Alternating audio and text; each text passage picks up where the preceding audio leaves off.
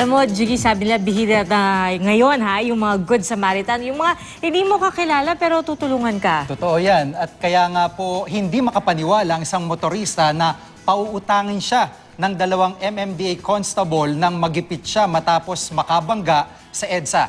Yan ang tinutukan ni Mark Sambran. Pinost sa Facebook ang litratong ito ng MMDA constable sa sina Maria Sol Acosta at Techi Carmona. Ayon sa 19 years old na si Jomay Moreno, nabangga raw siya nitong Martes sa EDSA Guadalupe. Sinisingil daw siya ng 2,000 pesos ng kanyang nabangga. Pero pambayad lang daw sa toll gate ang dala niyang pera. Nagatid lang daw kasi siya sa airport.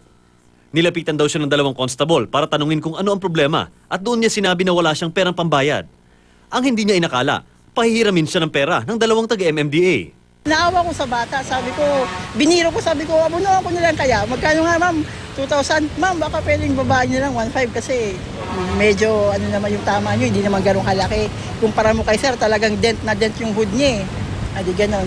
Sabi niya, kayo kung gusto niyo pahiramin si sir, di pahiramin niyo. E di, tinawagan ko yung kasama ko, sabi ko, may pera ka din ba dyan? Tara, buuin na lang natin yung 1,500. Ayun, nabuo naman namin. Matapos makakuha ng pera, ibinalik din ni Moreno ang perang ipinautang ng mga constable. Ayon kay Carmona, daily allowance sila ang perang ipinahiram nila. In-extend na lang po namin sir kasi pag nakita mo naman yung sitwasyon na alam mo yung medyo, syempre bata pa yun, kinakabahan na ano na rin. Di, kami naman, alam namin yung feeling ng ano eh, na parang nagigipit, tapos parang hindi ka pinagkakatiwalaan ng ano, nakikiusap ka na. Kaya yun, tinulungan na lang namin.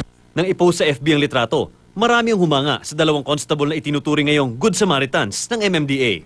Mark Zambrano, nakatutok, 24 oras.